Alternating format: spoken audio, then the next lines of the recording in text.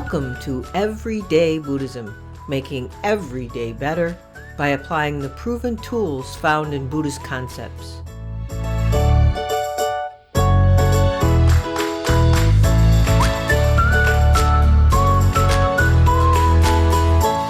Welcome to episode 103 of Everyday Buddhism, making every day better. This week, over at my new premium Substack podcast, Words from My Teachers, I released episode 6, continuing readings from the book The Center Within by Reverend Gyomay Kabose. In the episode, I read the following essays: Middle Way, Water, Purposeless Purpose, No Mind, and How the Buddha Taught.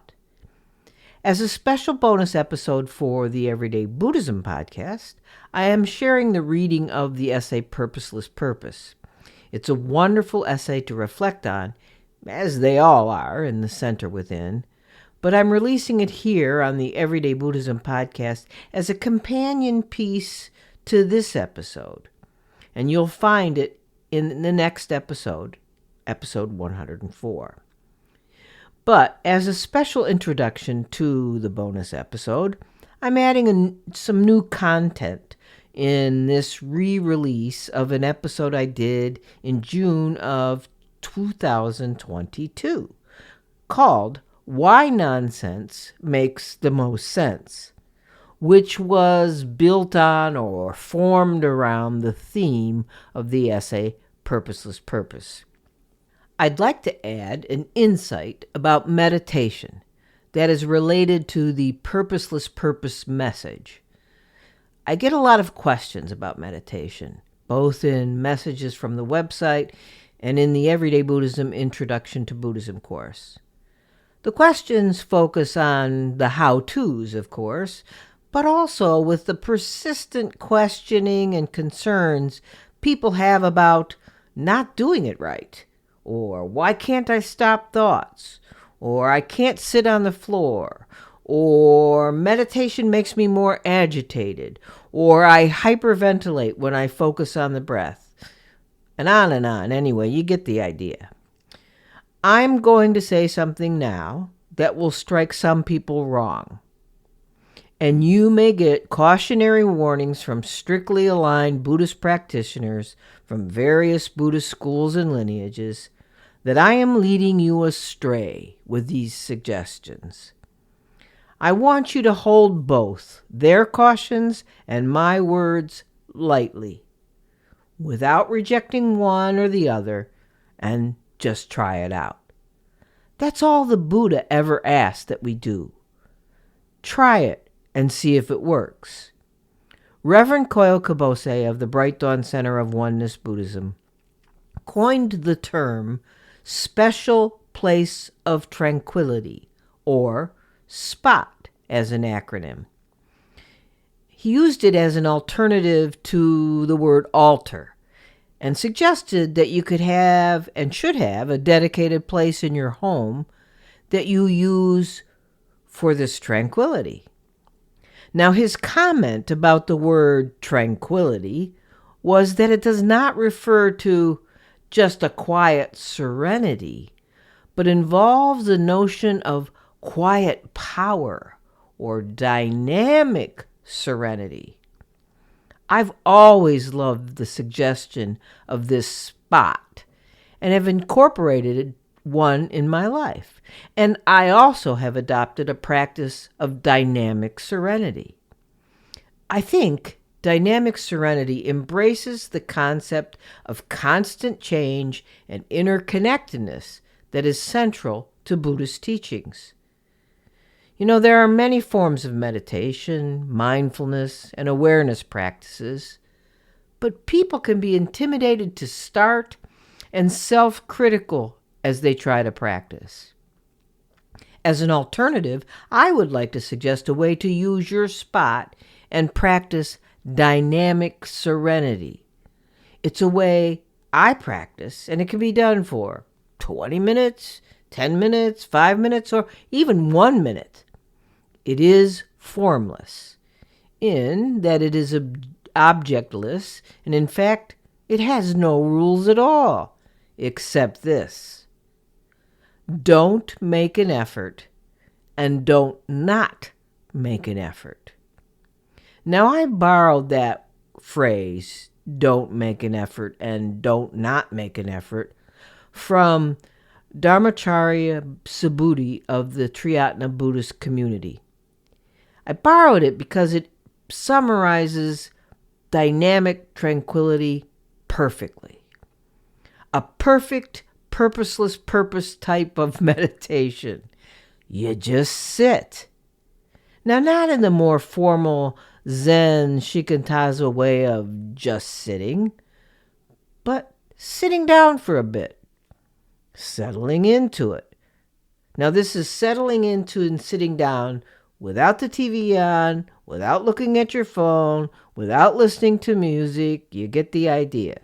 So just sit down, settle into it, and watch your thoughts and awareness, just watching without engaging by running away with the thoughts or running away from them, and enjoying the dynamics of doing it.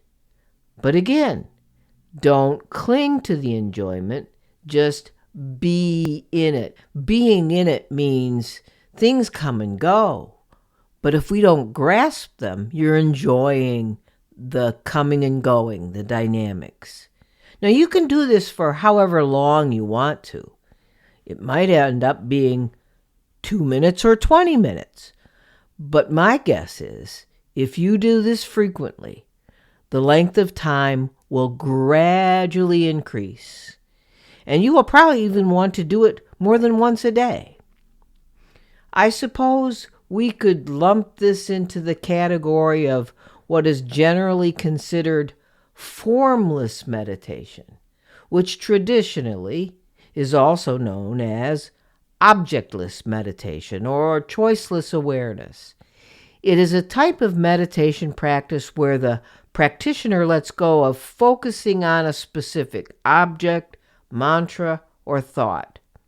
Instead, the emphasis is on open awareness and observing whatever arises in the mind without attachment or judgment. Now, in traditional formless meditation, the goal is to cultivate a state of pure awareness, free from the constraints of form or structure. We could use that as a label for what we're doing, but I think it's best not to label it. And it's definitely not good to give it a goal. It's a non-effort and a non-goal practice of dynamic tranquility. Try it. Let me know. Now on to the re-release of episode 71, recorded in June 2022. And don't forget to listen to the reading of Purposeless Purpose in the next episode. I was recently asked by my friend Christopher Kakio Ross LeBeau, the founder and sensei of the Salt Lake City Buddhist Fellowship, to give a Dharma talk to his Sangha. He specifically asked if I might talk about the essay Purposeless Purpose from Reverend Gyomay Kabose's book, The Center Within. It is that talk, combined with a comment I received from one of my Sangha members, that is the inspiration for this podcast episode. I titled the talk I gave to Christopher Kakio Sensei Sangha, Nonsense is Important in Life. I riffed off of Reverend Gilmay's Purposeless Purpose line, drilling deeper into the Dharma to reflect on how important the essence of that phrase is to the path of a Dharma practitioner, and how important it is for us in our everyday lives to keep that sort of light touch, not holding on too tightly to concepts and stories in our minds, and not grasping at the appearances of so-called, quote-unquote, reality. Did you know the concept of nonsense that Reverend Gilmay talks about is really also based on Mahayana Dharmic principles found in the sutras? Actually, as those of you who have had any experience reading the Lotus Sutra, the Pure Land Sutras, or the Prajnaparamita texts, the Heart Sutra and the Diamond Sutra, I'm sure you cried out at some time or another in your reading, "This is nonsense. I don't understand a word of it." This nonsense that befuddles us with seeming circular logic found in the sutras and nothing that even resembles logic in Zen koans is at the very heart of right understanding and the rest of the Noble Eightfold Path. Reverend Gomez spoke to this simply but brilliantly when he wrote, quote, "Too much intelligence or too much efficiency can create trouble. So we must learn non-intelligence, which is super intelligence." And this is where it also ties into the question or comment I received from one of my Sangha members after they had listened to the podcast episode 68, The Buddha's Wife, Yasodhara and the Buddha with Vanessa Sasson. This Sangha member wrote, quote, "I am highly intrigued by the ideas of this fabulous version of Buddhism that was discussed in the episode with Vanessa Sasson. Vanessa talking about how just listening to these stories that are part of other traditions can be valuable lessons really spoke to me. I was wondering if there are any texts you recommend that are more rooted in these traditions of Buddhism, that are less secular. I never really thought I'd be interested in this, actually, but it sounded so fun in this podcast conversation. And, sometimes I struggle to stay engaged with Buddhism, so perhaps a more fantastical depiction of it would help in some ways," unquote. What a wonderful question. And it was a good insight that the listener had and my Sangha member. I was excited to receive that email and happy to talk more about it with them. And so I'll talk more about it in this episode too. I will link this back more directly to the Purposeless Purpose I began this episode with, but I'm going to go off on a little side story now about what that Sangha member said about struggling to stay engaged with the more secular Buddhism that has seemingly become the Buddhist norm in our country and in the West. I am surprised, actually, I haven't heard this comment before. We are a storytelling people. These fabulous stories that are at the very heart of Buddhism are brushed aside by many presenting a secular Buddhist approach. And in that dismissal, not only the stories are ignored, buried, but the reason, the why of what the Buddha taught is sacrificed to the altar of purpose, productivity, and getting what we want. Our Sangha is currently studying the Diamond Sutra right now.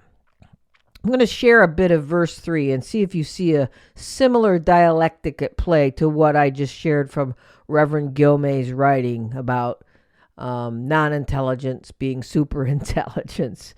What I'm sharing is the Buddha answering Subhuti's question, and Subhuti was one of the Buddha's best students and was probably the most enlightened, if you will.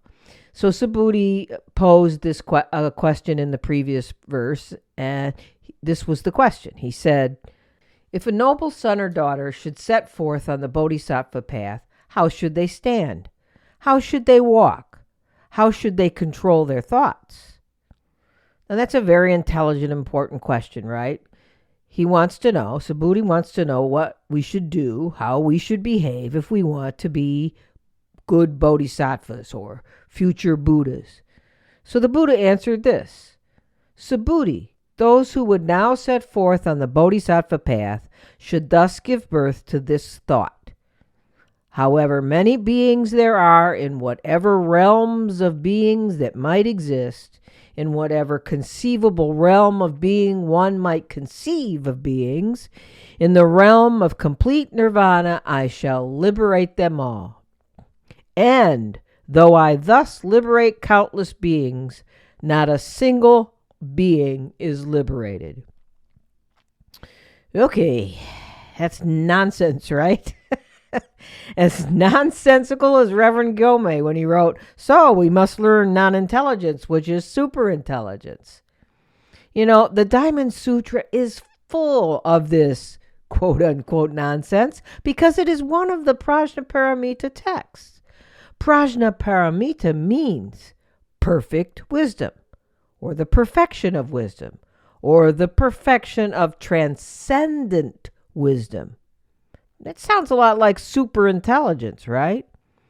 The Prajnaparamita texts reveal the superpower of the Dharma because the wisdom it contains is transcendent. You can't get there from here by ordinary wisdom means or intelligent means. And you certainly can't get there by what is normally considered intelligence. You can only get there by learning the non-intelligence that Reverend Gomez spoke of. Too often, I see people coming to Buddhism attracted by the mental bling they see hiding in these and all the other sutras, or driven by a commitment to push themselves to enlightenment like someone dragging themselves to the gym. And although those paths can lead you to something that makes you feel like your life has gotten better, my experience tells me it is like taking what is considered the smartest or most efficient way to a new destination, thinking it is the best way, only to find out it actually takes longer and ends up bringing you to a place that once you get there, you realize you didn't want to go. And sometimes a frantic stab at Google Maps when you're lost can create the exact same problem. I started my journey into Buddhism grasping at the mental bling. The lists, the debates, the philosophy. My initial reason for wanting to understand more about Buddhism really was that I wanted more emotional and mental peace. Then, before you know it, all that intellectual glitter caught my eye and I tumbled into thinking, I must learn all these lists. I must learn all these schools and all these teachings and read all the sutras and on and on and on and on. Needless to say, I didn't find the peace I was looking for. Just more striving, more confusion, more feeling like I wasn't quite enough. So dipping back into Reverend Gomez's essay, he wrote, quote, "If we continually live in the midst of purposeful, directed activity, soon we will feel pressured and must enters our lives. There is no naturalist." In the book Heard by Me, Essays on My Buddhist Teacher by Shuichi Maeda, another student of Reverend Haya Akagarasu, like Reverend Gyome Kabose was, Maeda writes this, quote, "I am most grateful that Reverend Akagarasu gave me absolute freedom. I am not obligated to him in any way. There is not even one thing that I must do because I am his student. If I am myself, that's good enough. But what else could I be besides myself? I have not received any dharma from my teacher to transmit to others. I just live as myself." And then he went on to say, my teacher has a poem. And here's the poem. "There is no my dharma to be transmitted. There is no my student either. There are only the stars twinkling in the high sky." Unquote. What I have learned about the Dharma through Reverends Koyo and Gyome Kabose is just that. To live as myself. No striving, no grasping after the Dharma, no grasping at teaching. Just living as myself, which includes reading and reflecting on the Dharma and talking to others about it, but not in a way to get anywhere, but in a way to experience the Dharma in my life and see how it is being lived in the lives of others. I try not to conceptualize my Dharma practice in any other way, like checking to see if I'm being the perfect student or being a better teacher. Or even though the Bright Dawn lineage, is built on rebels, like from Shinran on down to Reverend Koyo Kabose, what they taught has its basis in all the sutras. Revisiting the so-called quote-unquote nonsense we sampled before from the Diamond Sutra, here's an explanation on how a bodhisattva in training should behave, as quoted from a Chinese master in Red Pine's commentary on the Diamond Sutra. Quote, "When you're happy, I'm not. When you're sad, I'm not. A crane thinks of flying north or south. A swallow thinks of his old nest. Autumn moon and spring flower thoughts never end. You only need to know yourself right now." Unquote. And Red Pine further quotes another Chinese master and poet in response to the Buddha's answer to Subhuti's question about not a single being being liberated. Quote, "Manjushri once asked the Buddha, 'What do you mean when you say not a single being is liberated?' And the Buddha replied, 'Our nature is ultimately pure and subject to neither rebirth nor nirvana. Thus, there are no beings to be liberated, and there is no nirvana to be attained. It is simply all beings revert to their own nature." Unquote. Knowing ourselves is not about building up our ego self-nature, but about seeing it and also seeing our non-self nature or Buddha nature. Yet the promise from the Prajnaparamita texts and from Reverend Gyomay and from life itself seems to be that in the no attainment that we talked about in the Prajnaparamita text is also the purposeless purpose Reverend Gyomay speaks of. So what we are left with is life as it presents itself to us and in us. But to understand that, we need to relax. We need not to try to be anyone else but ourselves, being aware of what is happening at the moment. My overall word of advice for enjoying being a student of the Dharma is to relax and not try to figure it out. Honestly, one of the main points, if not the whole point, of practicing with the Prajnaparamita Sutras is to not try and understand it. That is what these sutras are teaching. It's not understanding. It's not about concepts. It's about living. Red Pine wrote that once you understand about not trying to understand, quote, "you may find the Diamond Sutra like a piece of beautiful music. Without straining at all, the meaning will just enter you." Unquote. And sometimes in that relaxing, you'll discover the Dharma, you'll discover life, you'll discover yourself. And it is my experience that without a little goofing off, right, you can never really understand anything or never really non-understand anything. That's the advice I leave you with. It's the advice I got from my own journaling to myself some 30 plus years ago when I had to leave my job due to systemic lupus and I was depressed because I wasn't being productive and I didn't know who I was if I wasn't this thing that I was when I was working. A sentence came out of me in that journal that I had no recollection of intending to write, planning to write. I didn't form the words. It was, quote, "You are the hero of fun," unquote. Now I realize that sounds ridiculous. Nonsense, you say. But it is only in rediscovering that sense of, if not fun, then childlike wonder and joy, that I have come to understand and relax in life as it is.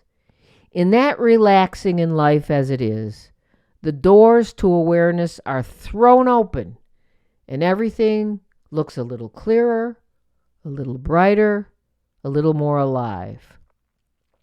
This advice comes from many, not just Buddhist teachers and writers, and I'll leave you with a similar bit of advice that I suggest you put into practice on some days every month. It comes from a favorite poem of mine, and it might even have been this favorite poem of yours if you remember it. It was from Song of Myself, from the book Leaves of Grass by Walt Whitman. Quote, I celebrate myself, and from what I assume, you shall assume, for every atom belonging to me as good as belongs to you. I loaf and invite my soul, I lean and loaf at my ease, observing a spear of summer grass. And that's it for today's episode. Next up, as usual, some announcements. The first announcement is that the next Introduction to Buddhism course begins Thursday, February 22nd, 2024 at 7:30 p.m. U.S. Eastern Time, and that is virtual via Zoom.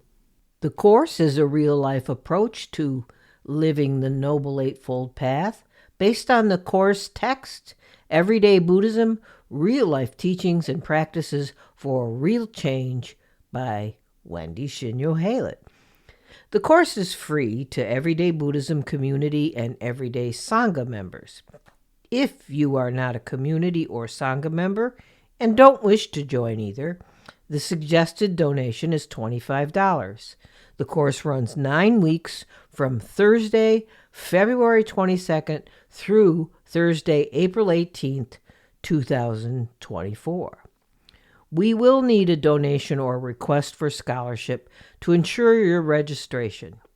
If you join the membership community or Everyday Sangha, you can cancel your participation in those and the intro course at any time. And no one will be turned away for lack of funds. If you are unable to donate or join at the member or Sangha level, please contact me at wendyshinyo@everyday-buddhism.com. There is a link to the details of the introductory course and to register in the show notes. Also, next we will begin a new study of The Way of the Bodhisattva by Shantideva starting February 10th in the Everyday Sangha. The Sangha is a private donation-supported group that meets virtually via Zoom every other week on Saturday mornings at 10 a.m. U.S. Eastern Time. Our meetings consist of a service first, including traditional vow recitations and other invocations like refuge and bodhisattva vows, chanting, and a short meditation period. The service introduces more ritual and liturgy into the structure of our meetings, much like you would find at a non-virtual Buddhist temple, church, or Sangha. The service does include a Dharma talk by one of the practice leaders or myself, and possibly a Dharma glimpse by one of our Sangha members. After the service, we open it up to discussion of the current book study or of anything that was inspired by one of the Dharma talks or just by your life in the last couple of weeks. Consider joining the Sangha at this time to be a part of the new study, practice, and a warm and welcoming Sangha community. You can learn more about the Sangha by viewing the latest bonus YouTube podcast where me, Bradley Janayo Sensei, and Terry Zenkai Hoskin, our practice leaders, talk about what the Sangha and what Everyday Buddhism is all about. You can also support this podcast and the other activities of Everyday Buddhism by becoming a community member for $5 a month. If you do, you have access to all members-only podcasts, an education series, the Introduction to Buddhism course, the Buddhist Book Club, and a private group on a non-Facebook platform. Now, if you don't follow me or the Everyday Buddhism community on any social media platforms we post in, you can go to the Everyday Buddhism website and join the membership community or the Everyday Sangha. And of course, you can register for the introductory course. Just go to www.everyday-buddhism.com and click on either the tab that says Join Members Community or Join Everyday Sangha, or the Introduction to Buddhism course Details and Registration tab. Also, you can join through Patreon at patreon.com/Everyday Buddhism. Links to joining the Everyday Sangha and membership community are posted in the show notes as well. I thank all of you who contribute in any way. This podcast, the community, and the Sangha depend on your donations to continue to exist. As you know, I do not seek podcast sponsors, and I don't ask for financial commitments through paid podcast memberships. So my work and the cost needed to support what I do is entirely self-funded, except for your donations. Please consider a one-time or continuing donation through Patreon or on my website's Donate tab. You can also buy me a coffee on the Coffee Cup link on the website. You can find all these links in the show notes. And thanks, too, to all of you who write in with comments and questions. I read your emails and may even pick your question to feature in a bonus podcast. I can't always respond, though, but keep them coming. Another way you can help is to rate and review the podcast on your favorite podcast platform. You know, it's really important to share a favorite podcast with others, especially if you find it helpful in your life. And if you could, take a minute to comment on it so people will know why you love Everyday Buddhism. That's all for the announcements for this time. So until next time, keep finding ways to make yours and everyone's days better.